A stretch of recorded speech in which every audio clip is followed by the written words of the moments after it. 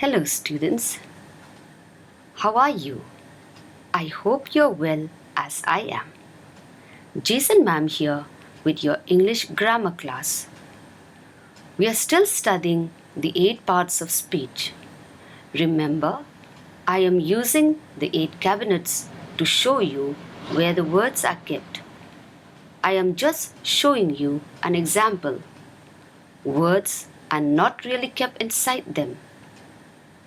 We read them in books and we use them in speaking and writing.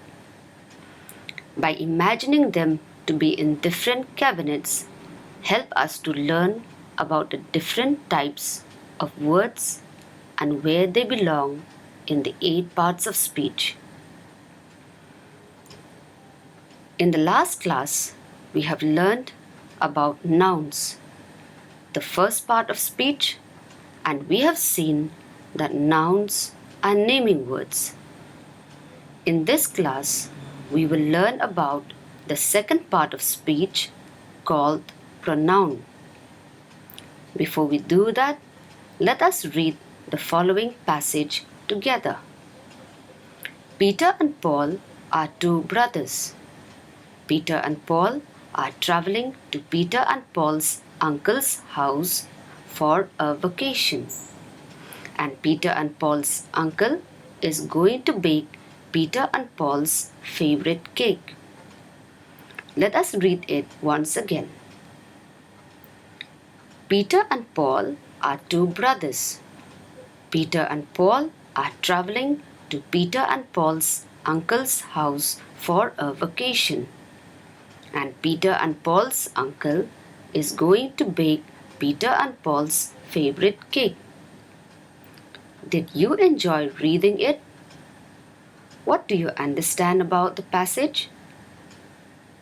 Frankly speaking, I did not enjoy reading it, and I did not understand anything else except the fact that it says something about Peter and Paul. There is a lot of confusion instead. Now let us read the next passage together. Peter and Paul are 2 brothers. They are traveling to their uncle's house for a vacation, and he is going to bake their favorite cake. Let's do that once again. Peter and Paul are 2 brothers. They are traveling to their uncle's house for a vacation, and he is going to bake their favorite cake. Wasn't that good? Now, is there any confusion anymore? Did you understand the passage? Yes. You see, the passage we are reading becomes clearer and smooth by just making a few changes. We are able to turn a confused passage into a beautiful and clear one. Let us study these changes together. Instead of repeating the names Peter and Paul, we use the word they. And instead of saying Peter and Paul's uncle many times, we say he. These changes make a lot of difference. It makes reading clear and smooth with no confusion. The replacements of names or nouns are called pronouns.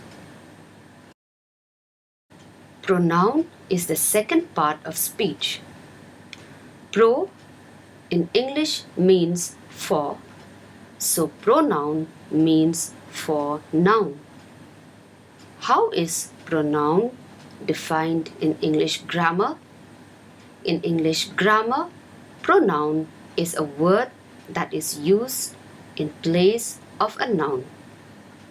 It usually refers to a noun used earlier in a sentence. Again, in English grammar, pronoun is a word that is used in place of a noun. It usually refers to a noun used earlier in a sentence. For example, Jenny is a girl.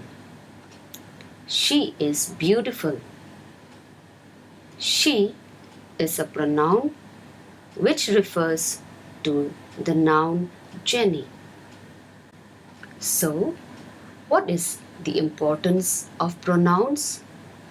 The importance of pronouns are: number 1, to avoid repetitions of nouns, hence avoiding confusion. Number 2, to make sentences clear and smooth.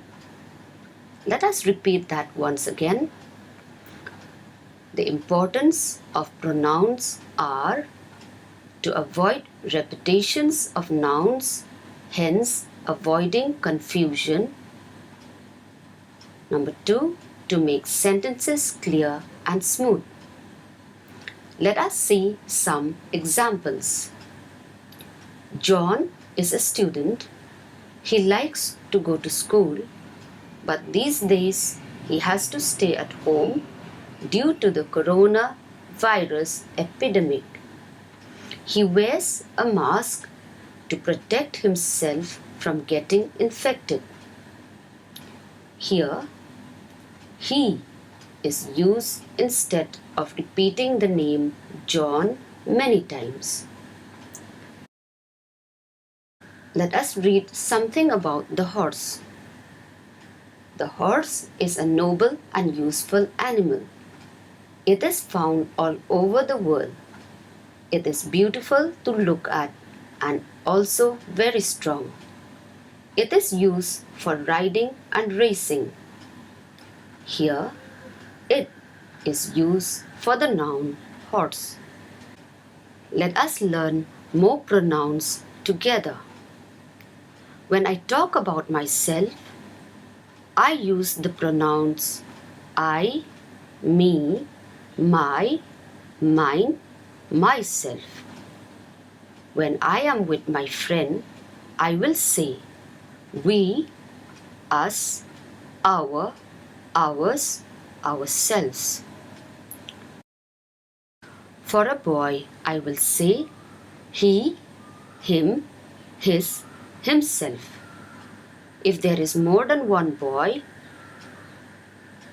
then I will say they, them, their, theirs, themselves. For a girl, I will say she, her, hers, herself. For more girls, I will say they, them, their, theirs, themselves. For an animal or object or any other non-living thing, I will say it, itself, and for more than one, I will say they, them, themselves. Do you notice here that these are the words we usually use them when we speak? So a pronoun is really an important part of speech. I hope you find this lesson enjoyable. Till next time, thank you and keep smiling.